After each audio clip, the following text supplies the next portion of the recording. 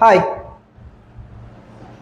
വൈദ്യുതി വൈദ്യുതിയുടെ ഉൽപാദന വിതരണ ശൃംഖലയിൽ നമുക്ക് ഒഴിച്ചുകൂടാൻ പറ്റാത്ത ഒരു പ്രധാനപ്പെട്ട ഘടകമാണ് ട്രാൻസ്ഫോമർ. ഈ ട്രാൻസ്ഫോമറിൽ തന്നെ രണ്ട് ആൾക്കാരാണുള്ളത്, സ്റ്റെപ്പ് അപ്പ് ട്രാൻസ്ഫോമറും സ്റ്റെപ്പ് ഡൗൺ ട്രാൻസ്ഫോമറും. സോ നമ്മൾ ഇന്ന് അനലൈസ് ചെയ്യാൻ വേണ്ടിയിട്ട് പോകുന്നത് ഈ രണ്ട് ട്രാൻസ്ഫോമറുകൾ തമ്മിലുള്ള സ്ട്രക്ചറൽ ഡിഫറൻസ് അഥവാ ഘടനാപരമായിട്ടുള്ള വ്യത്യാസങ്ങളാണ്. And once again, you guys are welcome to Feed. Yes. അപ്പോൾ ട്രാൻസ്ഫോമർ എന്ന് പറയുമ്പോൾ നമ്മുടെ മൈൻഡിലേക്ക് ആദ്യം വരുന്ന ദാറ്റ് പിക്ചർ ഇവനെ കാലം. ബട്ട് ഇവൻ മാത്രമാണോ നമുക്ക് ട്രാൻസ്ഫോമർ ആയിട്ടുള്ളത്? അല്ല. ഈ കാണുന്നതൊക്കെ എന്താണ്? ട്രാൻസ്ഫോമേഴ്സ് ആണ്.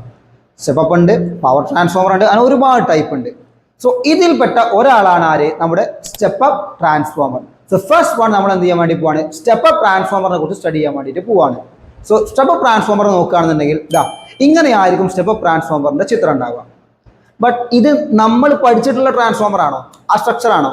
അല്ല. സോ ഇത് നമുക്ക് എന്ത് ചെയ്യാം? നമ്മൾ പഠിച്ചിട്ടുള്ള രീതിയിലേക്ക് മാറ്റാം. സോ ഈ കാണുന്നത് ഈ സ്ട്രക്ചർ നോക്കുകയാണെന്നുണ്ടെങ്കിൽ നമുക്ക് രണ്ട് ടേൺസ് ഇതിൽ കാണാൻ വേണ്ടി പറ്റും. ഒരു പ്രൈമറി ഉണ്ട്, ഒരു സെക്കൻഡറി ഉണ്ട്. എന്താ പ്രൈമറി സെക്കൻഡറി തമ്മിൽ ഉള്ള വ്യത്യാസം? പ്രൈമറി എന്ന് പറഞ്ഞു കഴിഞ്ഞാൽ അതിലേക്ക് അഥവാ എക്സ്റ്റേണൽ നിന്നും കറണ്ട് അങ്ങോട്ടേക്ക് ഇൻപുട്ട് ചെയ്യുകയാണെങ്കിൽ അഥവാ കറണ്ട് ആർക്കാണോ കിട്ടുന്നത് ദാറ്റ് കോയിൽ, അതിനെ വിളിക്കുന്ന പേരാണെന്ത്? ആ കോയിലിനെ വിളിക്കുന്ന പേരാണെന്ത്? Primary coil. അതേസമയം കറണ്ട് എവിടെ നിന്നാണോ ഔട്ടർ സർക്യൂട്ടിലേക്ക് എടുക്കുന്നത് അഥവാ കറണ്ട് എവിടെ നിന്നാണോ ഞാൻ എടുത്തുകൊണ്ട് പോകുന്നത് അതിനെ വിളിക്കുന്ന പേരാണെന്ത്? Secondary coil. സോ ഒരു പ്രൈമറി കോയിലുണ്ട്, ഒരു സെക്കൻഡറി കോയിലുണ്ട്.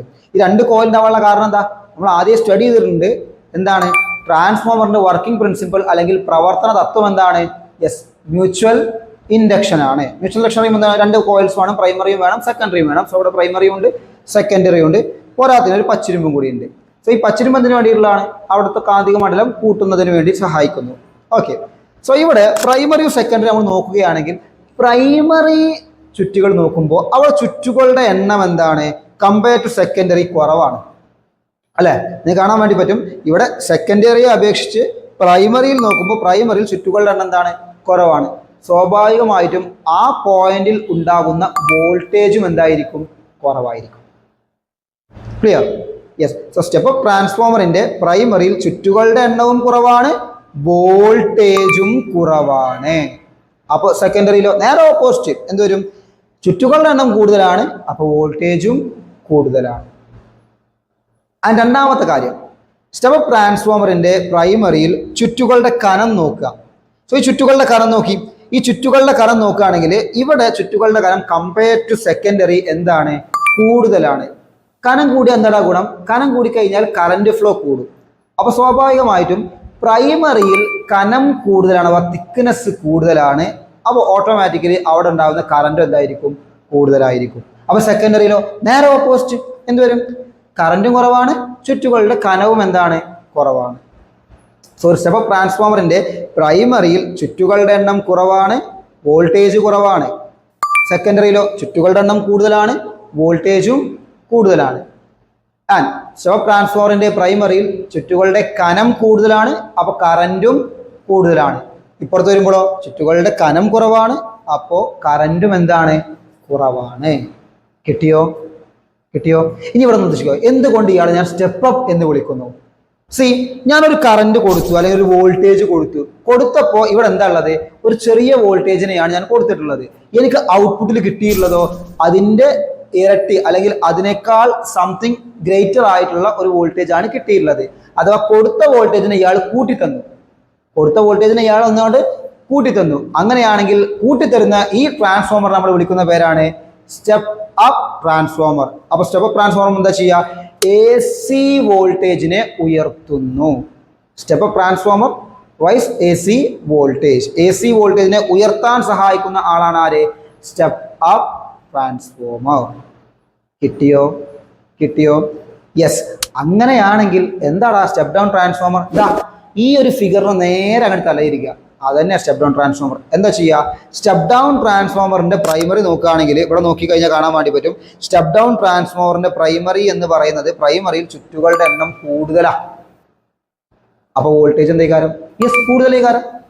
ഇപ്പുറത്ത് നോക്കുകയാണെങ്കിൽ സ്റ്റെപ്പ് ഡൗൺ ട്രാൻസ്ഫോമറിന്റെ സെക്കൻഡറിയിൽ ചുറ്റുകളുടെ എണ്ണം കുറവാണ്. അപ്പോൾ വോൾട്ടേജ് എന്താ കാരം? യെസ്, കുറേ കാരം. ക്ലിയർ? അതുപോലെ തന്നെ സ്റ്റെപ്പ് ഡൗൺ ട്രാൻസ്ഫോമറിന്റെ പ്രൈമറിയിൽ ചുറ്റുകളുടെ കനം കുറവാ. അപ്പൊ കറണ്ട് എന്തേ കാരം? കുറവേ കാരം. ക്ലിയർ? അങ്ങനെയാണെങ്കിൽ സെക്കൻഡറിയിലോ? സെക്കൻഡറിയിലേക്ക് നോക്കുന്ന സമയത്ത് സെക്കൻഡറിയിൽ എന്താ? കനം കൂടുതലാണ്. അപ്പൊ കറണ്ട് എന്തേ കാരം? കൂടുതലായിരിക്കും. യെസ്, കറണ്ട് എന്തായിരിക്കും? കൂടുതൽ ആയിരിക്കും.